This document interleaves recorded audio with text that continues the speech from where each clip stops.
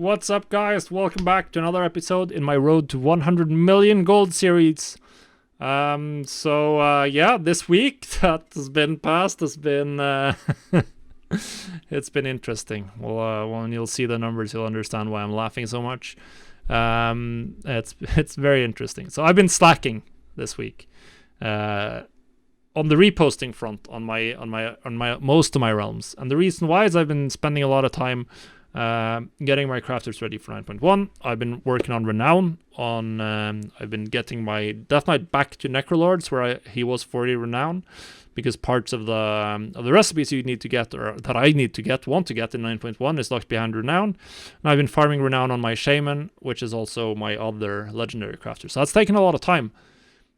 So what that meant is that on my entire gold-making empire, my list of 13 realms outside of Draenor, I have not done anything since. So last Monday, I collected sales, reposted my auctions, logged off, and I haven't touched those realms since.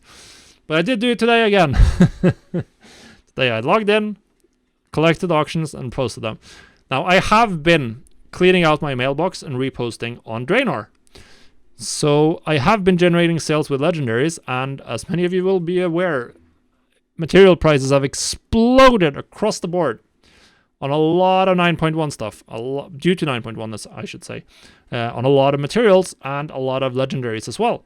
So let's take a look at the sales, and you understand a little bit more of the fun part of this. So here it is. What do we see? Even with just one set of reposting, I beat last week. I had more sales than last week, which is nice. And that's only because of Draenor, because I had nothing here. Most of my realms I did not make sales. I have a lot of empty mailboxes on a week in, week out basis, but when I only repost once, then it's going to be even worse, obviously. It's like last week I had almost 500k from these realms. This week it's 50. But we still beat last week, and we still went up a little bit in gold. What's interesting is we can now also see how much I spend on reposting. One repost is costing me a couple of hundred gold, or maybe a couple of thousand per week. But we can see that it's been pretty good. Obviously, I've spent almost another 1 million on materials on Draenor. I'm just buying materials there still. Not still, I should say. Now I have a large enough stockpile, I believe. So we're ready to rumble, go into 9.1 and craft a bunch of Crafters Mark 3 stuff, a bunch of 9.1 rank 5 and 6 legendaries. We're just ready to rumble with that. I have a good amount of materials. They're not going to last forever. I have not overstocked, but they will be generating gold as we go into to 9.1. So we're essentially, in the grand scheme of things, we're at the same amount of gold, a little bit more, but not much. But I do have about 1 million more gold in materials on Draenor, which is going to pay off. So for 9.1, I'm not sure. I should maybe set the specific goal for 9.1, but I think realistically maybe I can hit as much as 30 million on Draenor throughout 9.1. That would be putting me at least 55 million total. Maybe I should have that, set that as a tentative goal. I think that's doable. Should be very doable when we see another surge in sales, and this time I'm much better situated to take advantage of it because I have a lot of gold.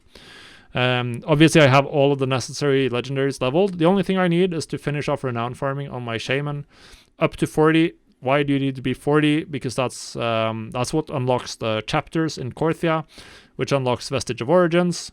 So when the patch rolls around, I want to be able to run through with both characters in tow, because my Shaman and Death Knight, they run separate accounts. And if I can do that and just have one following the other and then just run and do all of the weeklies and dailies and all that jazz, it's going to save me a lot of time and very quickly get me to Honored with Death's Advance and get everything rolling. So that'll be the goal, to get both of those up as soon as possible, essentially. So that's it. We can take a look at my sales, because there are some very interesting sales on Draenor this week. So let's jump in there. So here we are, last 7 days. And you'll see that there are some absolute bangers, as I like to call them. We have sold some legendaries for some pretty legendary prices this week. And these are specifically rank 4 legendaries in slots, primarily in slots that do not overlap with the Shards of Domination, as I talked about in a YouTube video a little while ago. The preferred slots is going to change significantly in 9.1 due to Shards of Domination. So some of the ones that are not Shard of Domination slots include the male gauntlets here, the necklace. I think the male bracers might be a domination slot. I don't quite remember. Umbrahide leggings, not a domination slot. So we've seen some absolutely massive prices, and prices on many things is still very expensive. I'm making money, or saving money, because I bought a lot of materials before. I bought all my materials before the prices increased. Materials are extremely expensive as well. I wonder if it's that stupid, but the last time I checked, it's down to 1,000 now. But this was 2,700 just earlier today, and there's still very little volume. Of course, there's plenty of ore to prospect, so you don't actually have to spend that much gold on it. There's a lot of ore available. So you certainly don't need to, but prices on essences, jewel crafting stuff has gone absolutely through the roof due to, well, a lot of people wanting rings and necklaces for 9.1 because they are never a domination socket slot. So they're going to be very, very popular. So yeah, overall will be very interesting to see how the patch changes. I'm recording this 2 days before 9.1 drops. I think that the material prices will be extremely turbulent around the patch. We can see huge swings both ways. We can see things go up and then crash down. We can see things crash down and then crash back up again, or blast right up again when we get to the point where we can actually finish our rank 5 legendaries at the Rune Carver.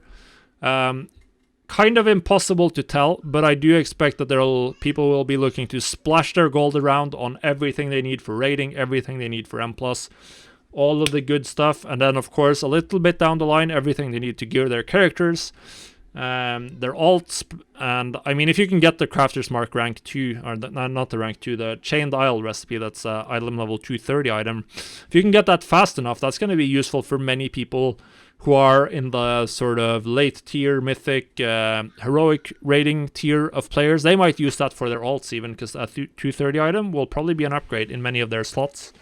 Unless they get too quickly into the raid. It all depends on how quickly you can get that recipe compared to how quickly you get into the raid, which I do not know, but that's something to look out for. Either way, I'm really looking forward. Next week we'll see what my results are in 9.1. I'm expecting I'll have spent a buttload of gold on Draenor.